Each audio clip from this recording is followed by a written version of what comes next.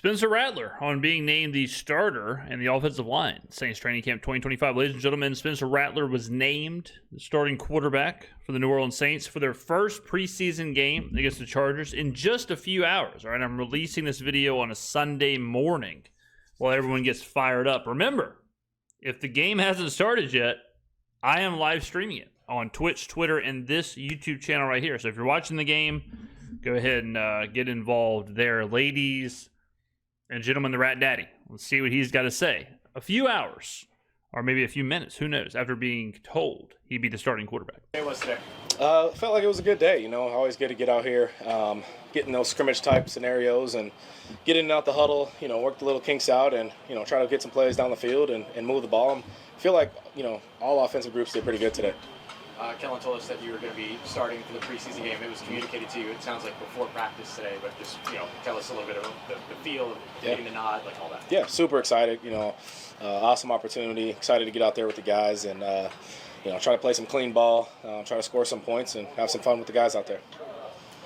Do you feel like, I know the first start isn't necessarily an accomplishment necessarily, but do you feel like that's something that you've earned, that you know, a spot that you've been holding on to so far?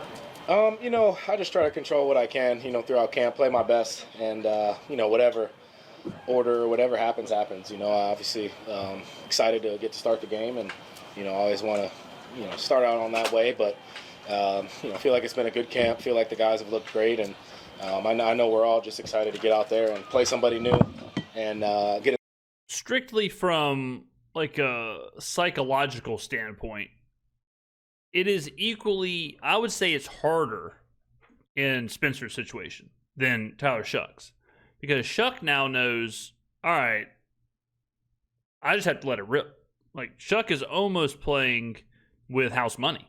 He's already the backup. He's already fallen in the depth chart a little bit. He's already out of the quarterback battle as far as being named QB1, right? So now he can kind of take the governor off and try and catch up. Whereas Rattler, it's like, all right, I'm the pace car now. I'm leading this race.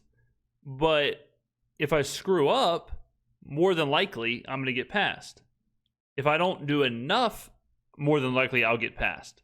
So he has the added pressure of, you got to let it rip, you got to let it spin, but you could lose it, right? Whereas Shuck doesn't have that. He doesn't have that pressure of you could lose it. All he really has is you go and try and win it. So now, Rattler is the kind of guy you want to be dealing with that. Played last year. It's his second year in the league. He's used to this. He had a quarterback battle last year, kind of. He's gone through a lot in his college career. He has competed at a very high level, whether it was the Elite 11 camp or coming out of high school or Oklahoma or South Carolina or whatever. So he should be ready for this.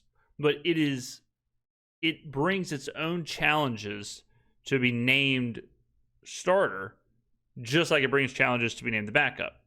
All right, so it's not like, okay, congratulations, you're the guy, you did it. It's almost just like a checkpoint. It's almost just like, all right, lap one. Lap one's over. You know, it's kind of like playing Mario Kart, where you're leading at lap one, but now you got the pressure, right? Now it's, okay, I've run a good race. I have to keep this up, and I have to keep everyone else at bay. Whereas if you're on like 6, it's like, all right, I got to take some chances here. I got to kind of risk it for the business. Some real ball now, so we're looking forward to it. What has been working pretty well? What's been working well? I feel like just our group, we've been decisive, been playing fast. You know, we're all kind of playing well within the playbook, and we all understand it pretty well. And yeah, I just say, you know, we've been playing really decisive. Obviously, a lot of playmakers, so distributing the ball has felt good. Everybody's healthy, and the guys look good. O-line's been great up front. So yeah, I mean, just the operation has been good. Obviously, it's still a lot to work on, but feel overall this camp's there's been a lot of growth. The decisiveness is something that Kellen's talked about with Spencer, that he's been decisive. So I would assume that's something that Kellen has echoed in their conversations, maybe even when he told him he was starting. Like, look, you've been decisive, you've been this, and now you're hearing it kind of echoed back from Spencer. So something they're definitely trying to focus on, which makes total sense for an offense like this that's going to run at a high pace. It's going to be high tempo. So you do have to be decisive under center. And, you know, Spencer the experience he has, and he is, Spencer is a gunslinger for sure. He is the kind of guy who will take risks, whatever. But when you watch him, he does trust that first look, first read. His decision, he will let it go. And a lot of the times you see quarterbacks hold on for just a split second because they don't fully trust that first decision, and they almost make the read and then try and validate the decision and then go. Spencer is not afraid to unload immediately on that first read, first decision. Decisive. Kellen has said that about you a few times in this camp. Oh shit! Sorry. We're good. Was playing decisive something that you made up your mind before the summer even started that this is something that I need to do? Because it seems like that's sort of your mission, right? Yeah, I think within this system you can, it kind of urges the quarterback to play decisive. Get the ball out on time, play fast, get through your progressions, know where you're going with the ball, and like I said, we got so many playmakers that can separate and get open within our system. I think, I think it's been not easy, but it's been a smooth growth throughout camp of just playing fast, playing decisive, and that's just not me. That's everybody doing their part to make the operation look smooth. Could you expand on that? Is it the plays themselves? Is it the way the coaching staff teaches the play? What leads to that decisive? I mean, there's your own feel to it. Of course, every QB is going to play a little different, so there's your own feel, your own tempo. And everybody plays a little different, but I just want to play fast, play clean, and make the big plays when they're there, but take the easy ones when they're given to you. Yeah, I mean, when you take those 5, 6, 7 yard plays, good things happen. We saw that with the Commanders last year and it's such a shift, offensively, just kind of how teams are playing, where before it was like, all right, let's try and have these huge chunk plays down the field. Now it's like, all right, what if we have 13, 14, 15, 16 play drives? What if we just take 4, 5, 6 yards at a time? And what if we just dominate the time of possession, move the football? We're not afraid to go for it on fourth down. And it works. Like the Commanders, the Eagles are two teams that really show that. The Lions, to a certain extent, the Lions are a little bit more of an explosive offense, but they showed the power of just imposing your will and taking those intermediate plays. So I think I would not be surprised at all if that was very similar to what we're going to see with the Saints offense with Kellen Moore. Anything intentional about getting the ball downfield? I know you did it early, right away in your first drive today. Is that something you were hoping to do, looking to do today? Oh yeah, you always look for those big plays and those opportunities. You had man coverage, you got Sheed one-on-one on a safety, you got to put it up, and it's a great play call, and it was executed really well. You don't see it too much anymore because it's such a two-high shell league, but yeah, you have cover one, you have anything like that with Rashid Shaheed, you kind of do have to let it rip and just see what happens, let the chips fall. Because it's going to be so rare when you get those opportunities. I would think that's probably when you are going to try to take the top of the defense. What you saw on that play, especially with the corner, walk us through what you saw. Yeah, we used a little cadence, got on to uncover a little bit, and safety came down. It was straight man across the board, and I knew I had a favorable matchup with Sheed, and put it up on time. He ran a great route, O-line blocked, and those ones feel good when they hit like that. It feels good, especially the first drive to get the day going. So it got us a little momentum, and obviously a little up and down all throughout, but I feel like we moved the ball pretty well today and executed when needed. And that's exactly why you don't see that in the NFL, right? Like the exact reason you don't see that very much is because of that. It's too hard to play defense. It's too much on these cornerbacks. The wide receivers are too good nowadays. It's just such a risky proposition to say, you know what? All right, we'll play man. All right, we'll creep a safety up. We'll have one deep. Yeah, whatever. Couple to Brandon Cooks that he did not have a whole lot of time to react. Yeah. Talk about those, because obviously there's a huge level of trust in there, but that's hell of a play on his end, right? Yeah, that's a vet making vet plays right there. I'm trusting where he's going to be. They're bringing pressure. You got to play fast, get that ball out. So one thing I like about Brandon Cooks is everything that Rashid Shaheed, like people say he can't do. Like the full route tree. Is he just a burner? Whatever. Brandon Cooks can do all of that. Like Brandon Cooks is the opposite, where you are fully comfortable in his ability to run short, intermediate, any route. He's there. So even if you want to kick Shaheed out to that third wide receiver burner type situation, you have a guy who can fill in and do exactly what you want Shaheed to do as a 2 wide receiver. You know, those balls were thrown really before he even turned, and just my trust in him, his trust in me. He was there, made 2 great catches and 2 big plays, or 2 or 3 big plays today. And then on the TD pass to Cedric Wilson, it looked like the pocket had collapsed and you were kind of going backwards. Yeah. But, I mean, did you feel like there was any risk in that throw, or you were locked into it and trying to keep that play alive? You know, Ced made a great play. Those are one of those where, you know, you put it up high enough, maybe he can go make that play. He made a great play. Kind of want to avoid those, but, you know. So training camp's for. That's what practice is for. Sometimes you got to see what you can get away with. Sometimes you got to say, hey, yeah, I could probably just chunk this ball, but what if I just huck it up, see what I can get away with, see what my guys can do? Because then, you know, it's also the quarterbacks kind of feeling out wide receivers and trying to figure out, okay, who is my guy if I have to just throw one up? Who is my guy who's going to make a contested catch, who can get vertical? Who, like, what can they do? So it's easy to focus on just the quarterback and the stats and the completion and the interception and whatever. But in these training camps, you got to remember that the team is also trying to build some trust, also trying to evaluate each other. He made a really good play, and sometimes you got to trust your guys to go up and get it, and that's what he did. Jameis had a term for that once. He said that was a God's plan. God's plan. I guess that's what you can call it. Do you avoid trying to put too much pressure on all 3 preseason games, but certainly the one you're going to start, and you know, try to stay normal and not feel like so much is going to be evaluated based on that performance? Yeah, I'm not going to try to press out there. I'm just going to play ball. No need to press. You know, our group's looking good right now, feeling good right now. Just got to go out there, play clean, operate smooth, however long I'm out there, and just go play clean ball, score some points, but no need to press. It's got to I remember the great David Foster Wallace, one of my favorite authors.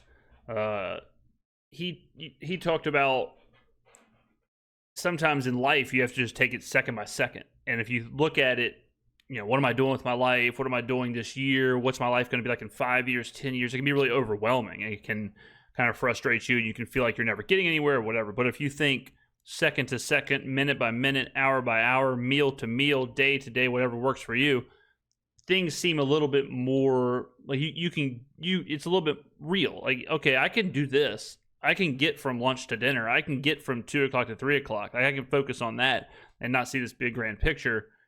For Spencer, instead of looking at like, okay, game 1, you know, the full totality of that, he's probably only going to play a half.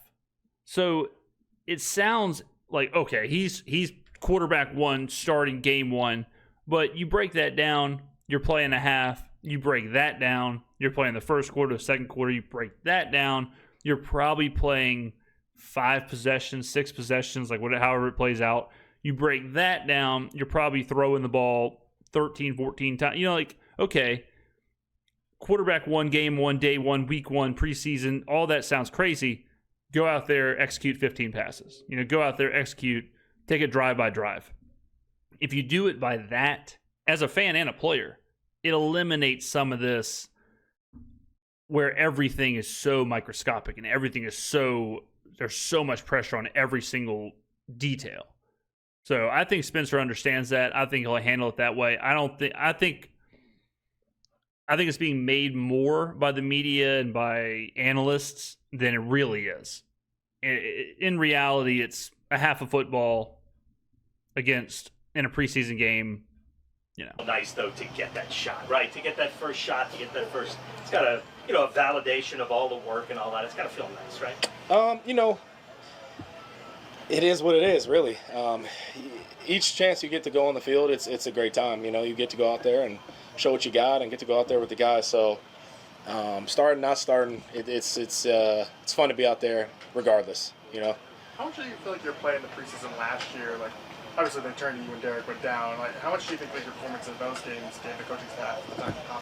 I think when you look at with Spencer last year in that Arizona game, the preseason game, even though it's backups, even though it's preseason, even though it's not 100%, you can kind of tell who is physically able to do the task. And I always talk about that with quarterbacks, or really just players, but especially quarterbacks. You can tell pretty quick, okay, who's not big enough, who's not fast enough, who doesn't have the arm strength, who looks lost out there. Who's not commanding the huddle? Who's not getting in and out of the huddle? Spencer showed, like, okay, he can at least physically do the task. That's kind of what he did last year. And then you get into the games doing the exact same thing. Like, he never, even though he went 0-6 and Saints weren't good and there were some ups and downs, whatever, I never felt with Spencer that he was like a boy amongst men. I never felt like he's going to get crucified out there, or he's a danger to himself, or he can't make certain throws, or he can't do whatever. And you saw basically the exact same thing in preseason. Yeah. Felt pretty clean in 2 of those games. I mean, the 49ers game wasn't the cleanest last year. I want to put together a string of 3 good games, preseason this year, and feel a little more confident, feel a little more comfortable, obviously, and just want to, like I said, play clean, play decisive, play fast, use my legs when needed. When it comes to like the decisiveness that you've been talking, like how do you train that? Is it just reps? Because it's like it's not as easy as just saying like, yeah, I'm just going to get rid of the ball. You have to process it. Yeah, no, it takes reps. It takes it's just like I said, everybody's going to play a little different, but the ideal is to play quick, get to your reads, and listen to your feet, and protect the ball, and move the chains. Do you find that you're a couple more guys physically that you're moving differently or faster than what we saw last year? Feel more a little more flexible, a little quicker this year. A little yoga with Adrian. If you're ever trying to get into yoga, Yoga with Adrian is a YouTube channel that I use, and they have like 30-day challenges, but she's great. And that she has like 10-minute videos, 20-minute, 30-minute. Yoga's awesome. Yoga is fantastic. So if you're interested in getting into yoga, check her out. Feel a little leaner so I can move around a little better. Definitely not showing that 4.940 speed. I don't feel that on the field. I feel a little quicker now, but feeling good. Body's feeling good. Was that the result of anything you did in the offseason? We worked out hard, trained hard, but I just wanted to make it an emphasis to use my legs this year because that's such a weapon in this offense. Thank you, guys. All right, brother. Man. All right, ladies and gentlemen. A couple hours away. Sunday fun day. All right, ladies and gentlemen. Good stuff.